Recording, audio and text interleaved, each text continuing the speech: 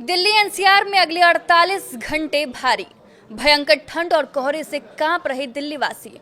मौसम विभाग ने दी सावधान रहने की सलाह। नमस्कार, मैं हूं साक्षी झा और आप देख रहे हैं न्यूज 18 का डिजिटल प्लेटफॉर्म।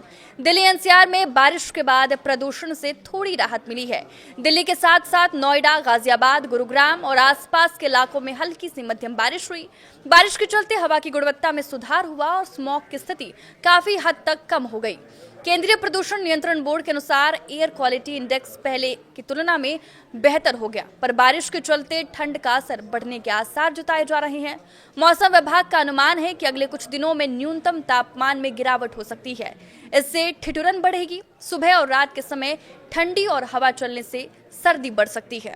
दिन में आसमान साफ रहने से हल्की धूप निकल सकती है। मौसम विशेषज्ञों ने ठंड से बचाने की सलाह दी है। मौसम विभाग के अनुसार अगले कुछ दिन तक सुबह के समय कोहरा छाया रहेगा। अधिकतम तापमान करीब 17 डिग्री सेल्सियस और न्यूनतम 6 डिग्री के आसपास रह सकता है। इसके साथ ही नमी का स्तर भी बहुत ज्यादा रहने के आसार जताए जा रहे हैं।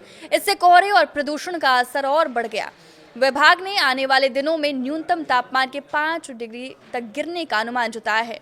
12 जनवरी को भी ठंड और कोहरे की स्थिति बनी रह सकती है।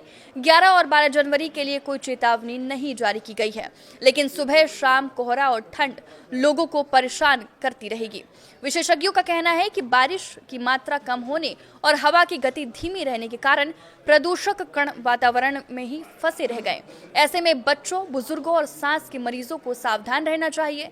फिलहाल एनसीआर में प्रदूषण की मार और ठंड और कोहरे का ये दोहरा प्रकोप लोगों की दिनचर्या को प्रभावित कर रहा है और आने वाले कुछ दिनों तक हालात में सुधार की कोई उम्मीद नजर नहीं आ रही है। श्रीनगर और जम्मू कश्मीर की वादियों में तापमान फ्रीजिंग पॉइंट से कई डिग्री नीचे गिर गया।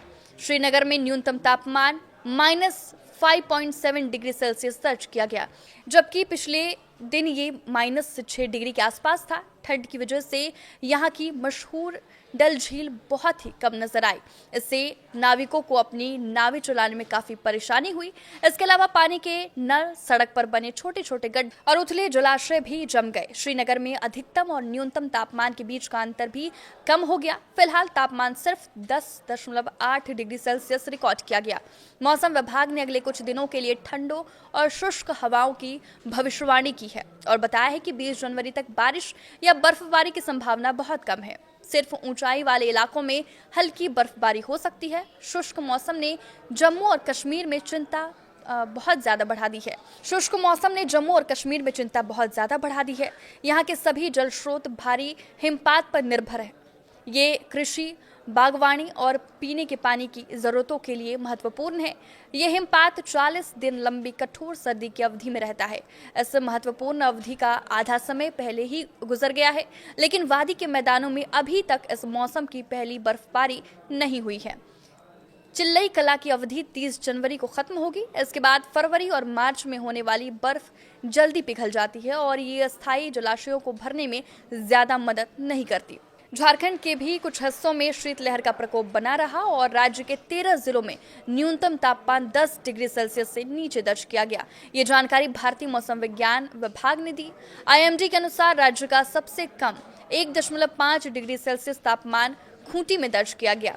इसके बाद डाल्टनगंज में न्यूनतम तापमान 3.2 डिग्री सेल्सियस और बोकारो में 3.3 डिग्री सेल्सियस दर्ज किया गया।